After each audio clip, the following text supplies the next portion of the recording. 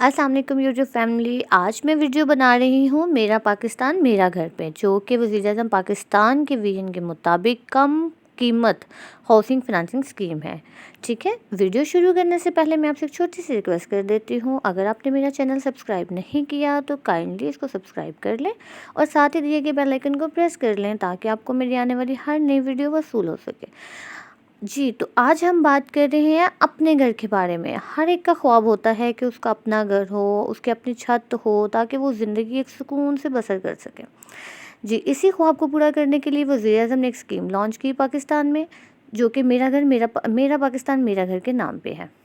जी, तो अब मैं आपसे बताती हूँ कि कौन-कौन इसमें अप्लाई कर सकता है, कौन-कौन एलिजिबल है, क्या-क्या चाहिए होता है, सारी डिटेल आज मैं आपको प्रोवाइड करूँगी, ताकि आप लोगों को सारी इन्फॉर्मेशन बआसानी समझ में आ सके। और इसके साथ ही साथ मैं आपको सब इसके बारे में गाइड कर दूँगी। आप मेरी वीडियो को एंड तक देखिएगा ताकि आप इसको अच्छे से समझ सकें और एक अच्छे से घर के लिए आप भी अप्लाई कर सकें। और किसी भी बैंक में, स्टेट बैंक ये कह रहा है कि आप किसी भी बैंक में जाके, किसी भी ब्रांच में जाके इसकी रिक्वेस्ट दे सकते हैं। जी, तो अब ये आ गई है एक तस्वीर आपके सामने जिसमें सारी डिटेल लिखी हुई है। मैं आपको समझा देती हूँ इसमें सर्कुलर में क्या-क्या लिखा है, जो स्टेट बैंक ने प्रोवाइड किया था 12 अक्टूबर 2020 को। जी, तो सबसे पहले स्टार्ट में उन्होंने लिखा है कि एलिजिबिलिटी क्राइटेरिया क्या है, मतलब कौन-कौन इसमें अप्लाई कर सकता है। Every man and women holding CNIC, मतलब जो एक शनाख्ती कार्ड रखता है ना, मतलब पाकिस्तान में जो सिटीज़न है उनके पास एक सीएनआईसी होता है, वो जो रखता है वो इसको अप्लाई कर सकता है। और सेकेंडली इसमें जब मतलब एक स्कीम दी है तो उसमें कुछ शर्तें भी दी होती हैं। वो शराइत क्या-क्या हैं, शराइत और ज़वाबित क्या-क्या हैं, वो भी मैं आपको बता देती हूँ। सबसे पहले ये होती है कि वो पहली दफ़ा घर का ऑनर हो, मतलब फॉर एग्ज़ाम्पल किसी के पास कोई भी घर नहीं होना चाहिए। वो अगर इस स्कीम में पार्टिसिपेट करना चाह रहा है, ये स्कीम अवेल करना चाह रहा है, तो वो पहली दफ़ा अपने घर का ऑनर हो। ठीक है, और इसके बाद दूसरी ये उन्होंने कहा है कि आप एक ही दफ़ा में सिर्फ वन टाइम आप इस स्कीम को यूज़ कर सकते हैं। मतलब अगर एक बंदे को ये स्कीम यूज़ कर ली है, वो दोबारा इस स्कीम में पार्टिसिपेट नहीं कर सकता। नेक्स्ट वन इज़ ये थी कि ओनली परचेज, मतलब अगर आप ये कहते हैं कि आपका घर, आपके पास प्लॉट है, आपने उसको कंस्ट्रक्शन करनी है, ठीक है, आप उस कंस्ट्रक्शन के लिए ले सकते हैं लोन। और अगर फॉर एग्जांपल आपके पास कोई घर है बना बनाया, आप उसको परचेज़ करना चाह रहे हैं, 5 मरले का, 10 मरले का, आप वो भी परचेज़ कर सकते हैं। उसको परचेज़ करने के लिए ये क्राइटेरिया फ़िक्स किया गया है कि वो घर आप जिससे परचेज़ कर रहे हैं वो फर्स्ट टाइम सेल कर रहा हो, मतलब वो पहला ऑनर हो और दूसरे आप हो, इसके अलावा कोई ना हो। ठीक है, ये आप 5 मरले का और 10 मरले का घर अप्लाई कर सकते हैं। जी, तो कौन-कौन अप्लाई कर सकता है? सैलरीड पर्सन और जो अपना काम कर रहे हैं, मतलब अपना सेल्फ एम्प्लॉयड हैं, वो भी इसको अप्लाई कर सकते हैं। सैलरीड पर्सन के लिए क्या कंडीशन रखी हुई है इन्होंने, मैं आपको वो भी बता देती हूँ कि कम से कम उसको एक अदारे के साथ काम करते हुए 5 साल हो जाने चाहिए।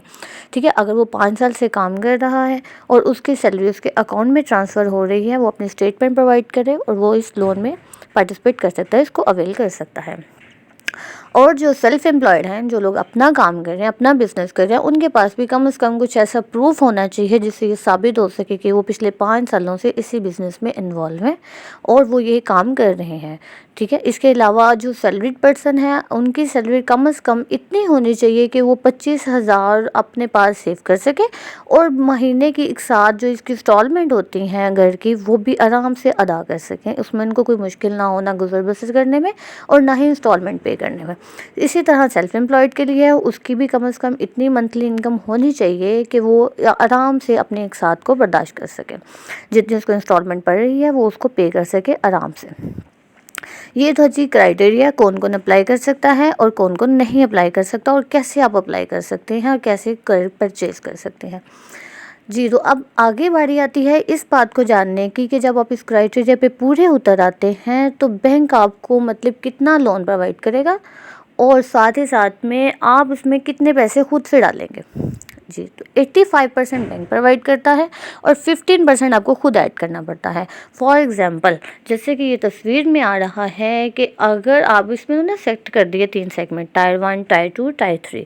ठीक है, टायर 1 के मुताबिक अगर फॉर एग्ज़ाम्पल आपके पास एक 5 मरले का आपको घर पसंद आता है, बना बनाया घर पसंद आ रहा है आपको, उसकी कीमत 35 लाख है।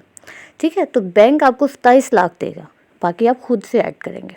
और उसके बाद अगर फॉर एग्ज़ाम्पल जी, तो टाइप 2 में फॉर एग्ज़ाम्पल ये लिखा हुआ है कि अगर 35 लाख का घर है, तो बैंक आपको 30 लाख देगा, ये एरिया पे डिपेंड कर रहा होता है, ठीक है?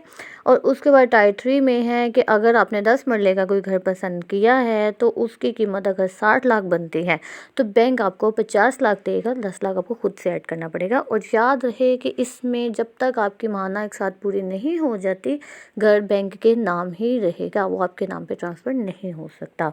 और इसके आप ये पूछना चाह रहे होंगे कि आपने कितनी देर में इसको मतलब वापस करना है लोन को, बैंक को कितनी आपको एक साथ बेयर करनी पड़ेंगी, कितनी देर में वापस करेंगे, तो उसके लिए इन्होंने ड्यूरेशन रखी है 10, 15 और 20 सालों की।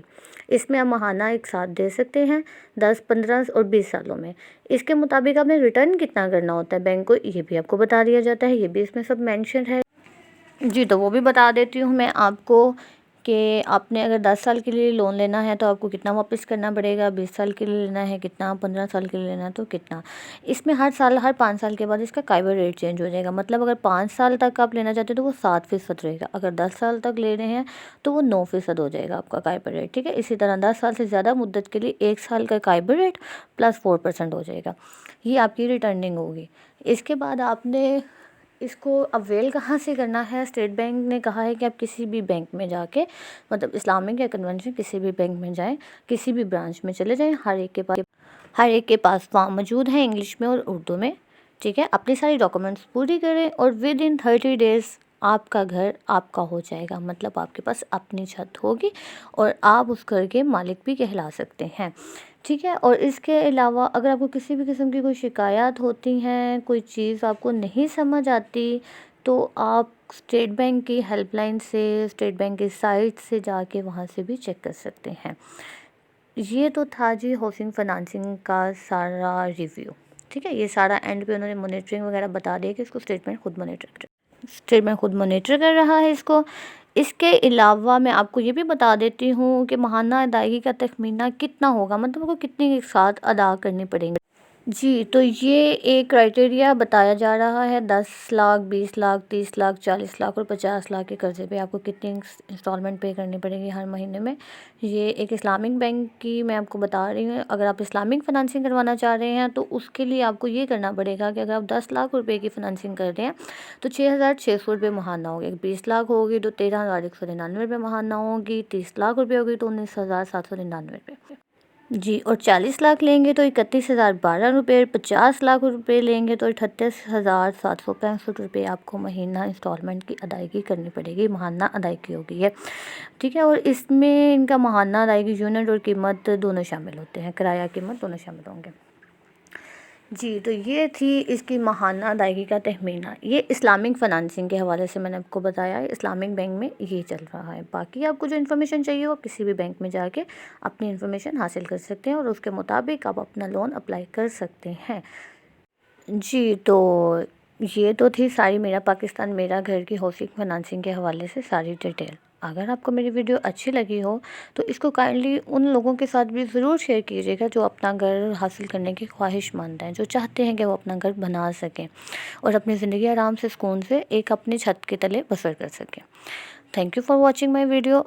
और एंड पे एक और छोटी सी गुजारिश कर दूंगी, अगर आपने मेरा चैनल सब्सक्राइब नहीं किया अभी तक तो इसको सब्सक्राइब कर लें और साथ ही दिए गए बेल आइकन को प्रेस कर लें ताकि आपको मेरी आने वाली सारी informative video about banking others आपको रिसीव होती रहे।